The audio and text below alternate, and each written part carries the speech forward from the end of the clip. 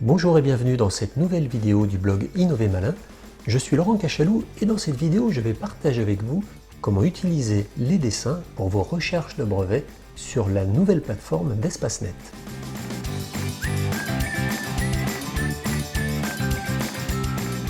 Tout d'abord, faisons un point sur le lien entre le brevet et les dessins. La description d'un brevet ou ses revendications sont toujours illustrées par des dessins en noir et blanc. Pour une simple et bonne raison, cela améliore la compréhension pour un homme du métier. Car il faut garder en tête qu'un brevet n'est pas seulement un document juridique de protection de l'invention, c'est aussi un moyen pour la collectivité de capitaliser sur les savoir-faire dans le but d'être utile pour les innovateurs. Pour un produit, on retrouvera généralement des dessins techniques ou dans de rares cas des photos en noir et blanc. Pour un procédé, il s'agira plus de dessins d'étapes, de processus ou de diagrammes. Alors pourquoi utiliser les dessins pour vos recherches? Eh bien tout simplement parce qu'une image vaut 1000 mots. Notre cerveau reconnaît immédiatement un dessin alors qu'il est beaucoup plus long de comprendre un texte. En réalité, céder des dessins est idéal pour une première sélection.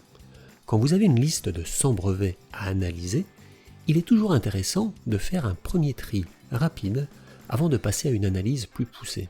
Faisons un petit test pour illustrer mes propos. Voici la revendication d'un produit. Alors prenez le temps de la lire et estimez au bout de combien de temps vous comprenez de quoi il s'agit. Je vais vous aider, nous sommes dans le domaine de l'informatique. Alors mettez la vidéo sur pause et prenez le temps de lire cette revendication. Alors, vous avez trouvé? Et maintenant, regardez le dessin. Et oui, maintenant c'est évident, il s'agissait d'une souris. Vous voyez donc la différence évidente en termes de vitesse d'analyse. Il n'y a pas photo. Voyons maintenant comment utiliser les dessins pour mieux comprendre un brevet. Le dessin est essentiel pour comprendre une revendication. Le mieux est d'ailleurs de l'afficher à côté du texte. Comme ça, vous pouvez associer l'un et l'autre très facilement. À savoir qu'il peut exister autant de dessins que de revendications. C'est d'ailleurs une règle incontournable pour les brevets US. Alors, juste une petite astuce, pour identifier le dessin de la première revendication, regardez tout simplement celui qui utilise les premiers numéros. Alors, on peut également utiliser les dessins pour innover, car au final, les dessins illustrent tout simplement la mise en œuvre de moyens combinés d'une manière innovante. Du coup, il est assez facile d'identifier les moyens et les relations qui les relient. Ensuite, vous pouvez substituer tout simplement un moyen par un autre ou une relation par une autre, ce qui vous permettra de suggérer un nombre important d'idées. En réalité, la seule limite est celle de votre imagination. Maintenant, nous en avons fini avec la théorie, place à la pratique. Alors pour illustrer tous ces propos, je vous propose une petite démo à travers un exemple pratique. Imaginons que nous ayons un projet de développement d'un casque de vélo avec une lumière intégrée, de telle sorte que la lumière suive le regard plutôt que l'orientation du vélo. Donc voilà, on se retrouve sur mon ordinateur, donc on est sur le site d'EspaceNet, de l'Office européen des brevets, et on va tout de suite aller sur la version bêta du nouvel EspaceNet, qui est beaucoup plus ergonomique, beaucoup plus facile à utiliser. Donc là, ils viennent de nous placer sur la version française. Donc on va utiliser directement les mots-clés pour rechercher des brevets en lien avec le projet qui nous intéresse.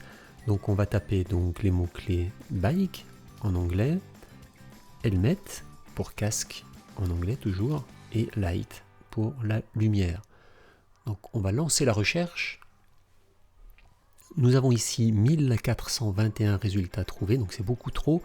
Alors on va limiter la recherche sur les champs textuels. Pour helmet, on va se limiter au titre. Et tout ça, donc vous verrez, pour diminuer le nombre de brevets. Et également pour la lumière, donc là on va relancer la recherche. Voilà, donc c'est beaucoup mieux, on arrive donc sur 12 résultats trouvés. Alors, en un premier temps, ce que je voudrais vous montrer, c'est qu'il est possible d'afficher, donc là vous avez ici 12 brevets, avec donc du texte uniquement, mais vous pouvez également demander à afficher les vignettes. Et donc là vous voyez, c'est intéressant, donc là on voit que les vignettes. Vous pouvez également zoomer en provenant votre souris sur chacune des figures. Donc on voit en revanche que la qualité des dessins comme ça est plutôt limitée, donc c'est pas ce que je vous conseille de faire. Donc là on va revenir voilà, au texte. Ce que je vous conseille, c'est directement de cliquer sur le brevet. Et ici, donc, vous avez la possibilité, donc, si votre écran est suffisamment grand, d'afficher l'abrégé avec donc, toutes les données bibliographiques associées au dessin. Donc sur le dessin ici, vous voyez que vous pouvez faire défiler le dessin les uns après les autres, donc c'est intéressant. Ou alors, donc, vous pouvez cliquer ici sur dessin pour afficher directement, donc là vous voyez donc une planche avec tous les dessins, avec un visuel unique. Donc moi ce que je vous conseille c'est vraiment, encore une fois si votre écran le permet, d'associer donc le descriptif à côté du dessin pour tout de suite jongler de l'un à l'autre très rapidement en cas de questionnement. Donc là on voit sur ce brevet là donc qu'il s'agit donc d'un éclairage positionné donc à l'avant, un autre positionné à l'arrière et un autre également sur le côté, donc là c'est intéressant. On voit sur le deuxième, donc là en revanche on ne voit pas de dessin mentionnant la présence d'une lumière. Donc là si on passe tout de suite sur la partie texte, oui effectivement on voit que le côté light est plus associé à la légèreté. Donc là on voit effectivement donc un système sans doute composite au niveau du casque, donc ça ne nous intéresse pas. Ici donc on voit un système de transmission lumineuse donc sur la partie arrière du casque, relié peut-être avec la moto pour transmettre des informations. On voit ici donc un casque de vélo avec des LED intégrés sur la face arrière, la partie sommitale et sur la face avant. Là on voit ici, c'est intéressant, on voit un schéma donc, qui illustre sans doute que le brevet repose sur un procédé et non pas sur un produit. Le suivant, donc là on voit un système de LED positionné donc à l'arrière du casque. Donc sur le dessin on ne comprend pas trop de quoi il s'agit, on voit une connexion. Donc si on regarde du côté du texte, oui, on voit qu'il s'agit d'un feu stop, brake light pour un casque. Ok. Alors ici, vous voyez, c'est intéressant, on voit qu'il ne s'agit pas d'un dessin, mais d'une photo directement, avec un système de signalétique pour dire de quel sens se dirige le motard. Donc ok, intéressant. Ici un casque de vélo donc avec la partie avant munie de lumière, la partie arrière également, donc là tout est bien intégré dans le produit, c'est intéressant aussi.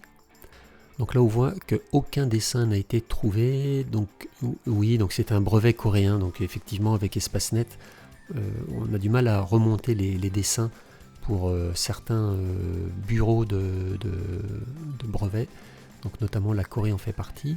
Donc on va passer, ici on voit donc un éclairage positionné sur le casque, peut-être lié à l'éclairage également de la moto. Ok. Alors là c'est rigolo, on voit un système d'éclairage intégré à une casquette. Alors est-ce que c'est une casquette qui fait office de casque? Non. Donc ok, donc c'est assez étonnant. Ok, on va passer. Et donc ici on voit donc le 12e brevet de notre liste. Donc là on voit un système d'éclairage intégré assez esthétiquement donc au casque sur la partie avant, également une lumière sur la partie arrière. Donc voilà, donc là on vient de voir qu'en l'espace de quelques minutes on vient de passer en revue 12 brevets en en écartant certains et en trouvant d'autres sans doute pertinents. Donc imaginons que celui-ci soit pertinent et que vous ayez envie de l'analyser un petit peu plus. Donc la deuxième étape, c'est de comprendre en fait de quoi il s'agit, et notamment en comprenant la revendication, la description, et en allant chercher pour cela la partie du texte qui fait référence au numéro que vous retrouvez sur la figure. Donc c'est beaucoup plus facile à comprendre quand on suit le texte avec la figure à côté. Alors généralement on retrouve ça dans les revendications ou dans la description. Alors ici, ce n'est pas dans la revendication, donc on va les voir dans la description, et généralement donc dans la description, on retrouve une partie qui correspond voilà, à la description des figures. Donc là on retrouve ici la description de la figure 1, et on retrouve tous les numéros que vous retrouverez également, donc le 10, le 12, le 14. Donc là on retrouve tous ces numéros là, 10, 12, 14, sur le dessin. Donc en lisant tout ça, donc vous allez comprendre de quoi il s'agit précisément et sur quoi repose le brevet.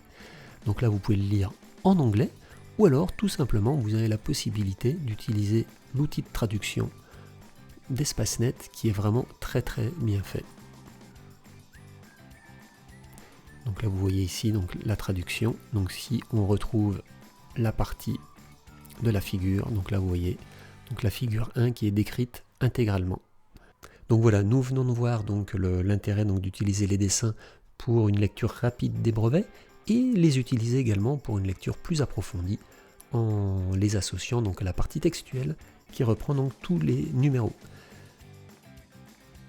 Voilà, c'est la fin de cette vidéo, j'espère que ça vous sera utile pour vos prochaines recherches de brevets sur internet.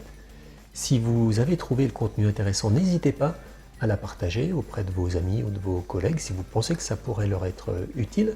N'hésitez pas non plus à laisser un commentaire au-dessous de cette vidéo pour me donner votre avis. J'en profite également pour vous dire qu'il existe d'autres informations utiles sur le blog Innover Malin concernant les brevets, et donc vous pouvez également vous inscrire à la newsletter pour recevoir directement dans votre boîte mail tous les nouveaux articles qui paraîtront régulièrement sur le blog. Et je vous dis à très vite sur Innover Malin.